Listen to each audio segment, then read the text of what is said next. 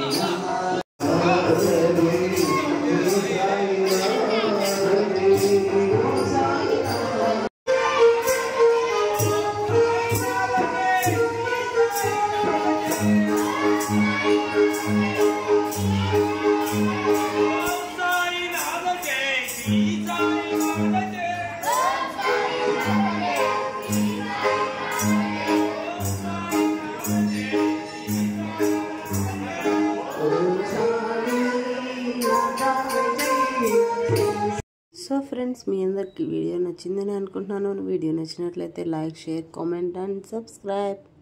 Thanks for watching. Bye bye.